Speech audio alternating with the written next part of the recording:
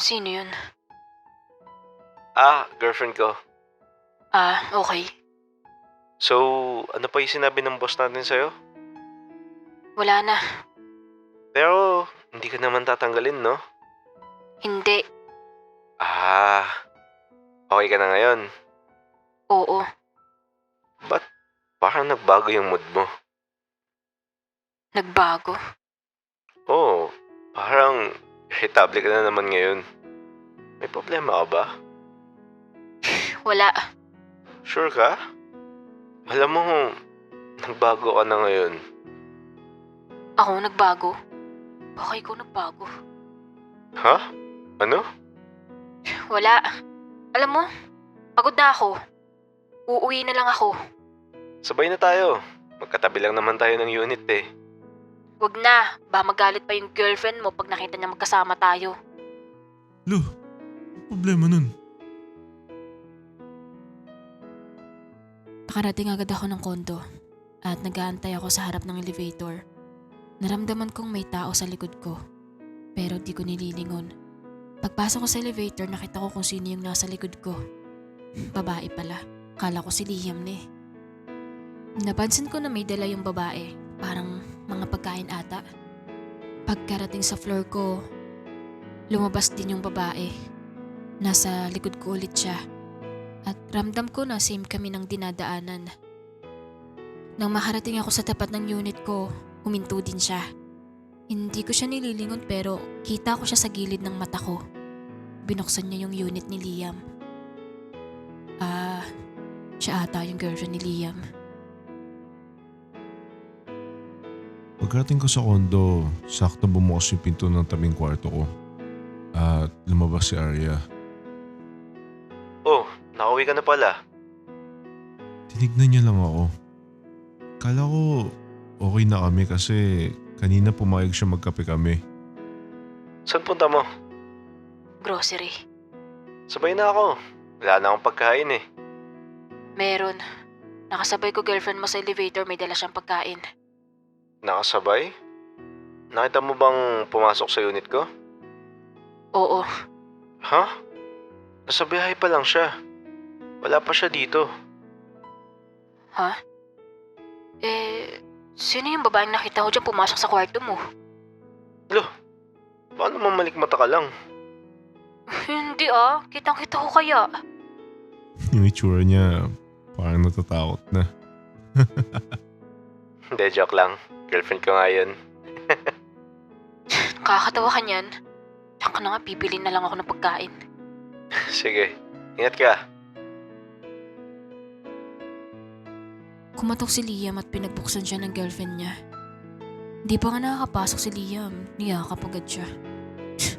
Di wow, sana all. Bumaba na ako at bumili ng pagkain. Habang nagtitingin ako ng rice meals, di ko na malayan na pumapatak na yung luha ko. Ano ba yan? Wala naman nakakayak sa rice meals. Ma'am, okay lang po kayo? Gutom na po ba kayo? May baon po ako dito para di na kayo magutom. Ano ba yan? Pagkamalan pang pulubi. Hindi po. Napuwing lang po ako. Sige po. Sabihan niyo lang po ako kapag kailangan niyo ng tulong. Sige.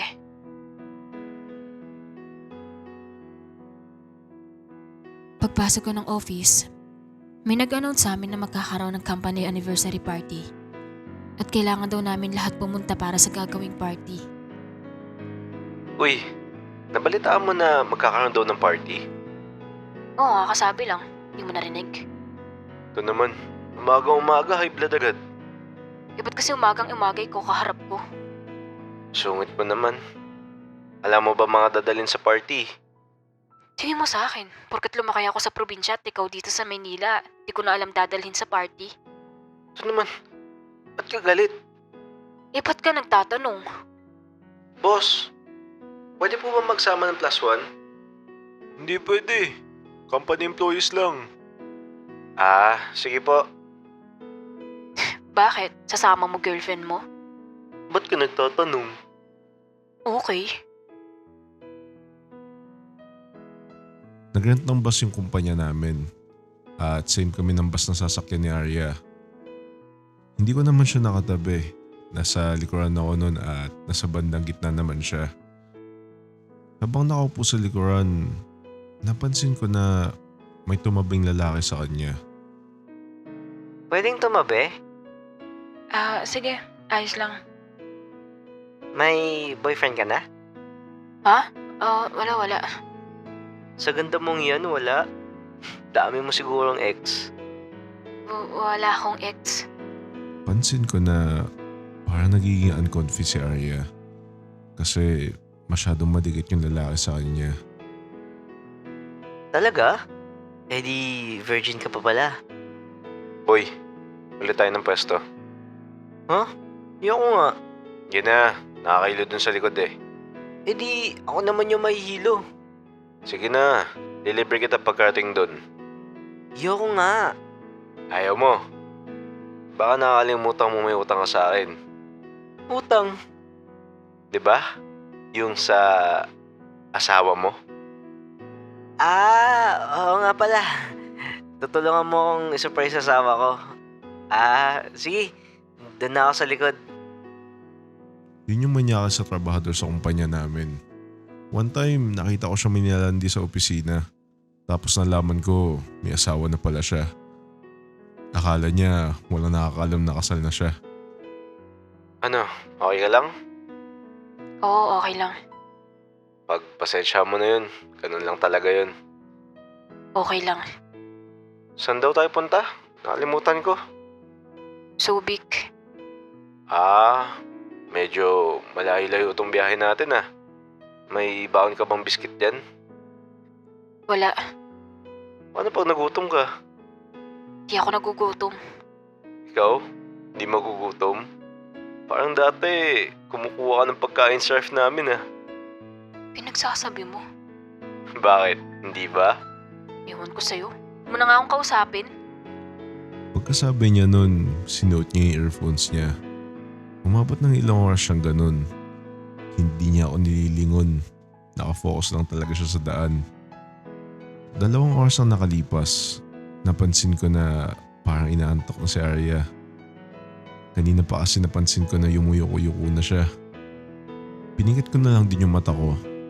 At habang nakapikit ako, naramdaman ko na may sumandal sa balikat ko. At nakita ko nakasandal doon si Arya. Biglang nag-flashback sa akin yung mga bata pa lang kami. Madalas siya matulog sa balikat ko noon kapag babiyahe kami ng malayo. Habang inaalala ko yun, hindi ko lang din maiwasan malungkot. Kasi nagbago siya. Yung pakikitungo niya sa akin, talagang nagbago. Lumipas ang ilang oras, nakarating na kami sa Subic kaya ginising ko na siya. Arya, nandito na tayo. Nakatulog ba ako sa'yo? Sorry. Ox lang, tulog pang alaway mo eh. Ha? Pero okay lang, kasi pinanasan ko naman na. Katiri ka naman. Nung makarating kami, sinabi na sa amin kung saan yung mga kwarto namin. Sa isang kwarto, kasya 5 tao. Pero hiwalay yung mga lalaki sa babae. Maganda dito. Buti naisipan nila sa dagat kami dalhin. Ganda kasi ng tanawin dito eh. Nakatanggal ng stress. Kinagabihan, nag-aya yung boss namin na magsaya. Eh syempre, hindi maiwasan na mag-inom.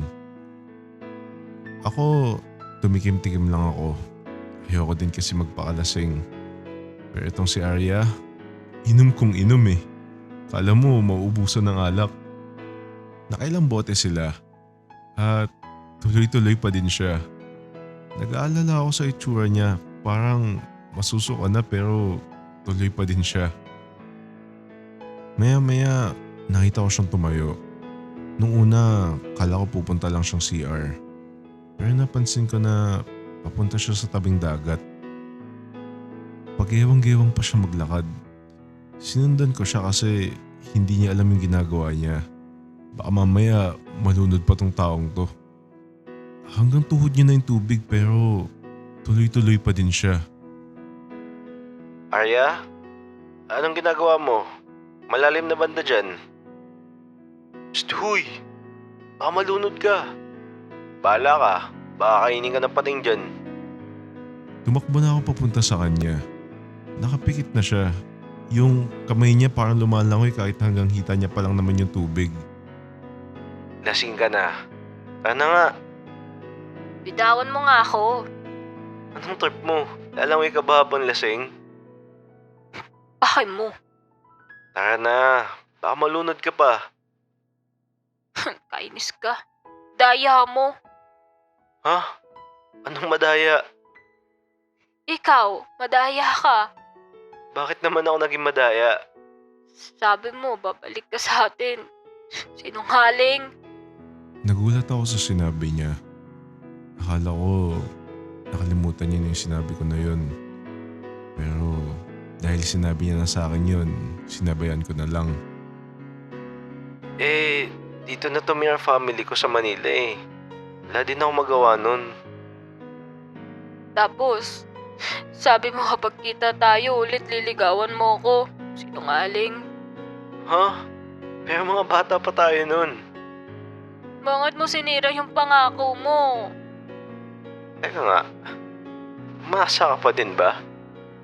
Oo, umasa ako na kapag nagkita tayo dito sa Maynila, liligawan mo ako. Pero anong ginawa mo? Nag-girlfriend ka dito. Traitor.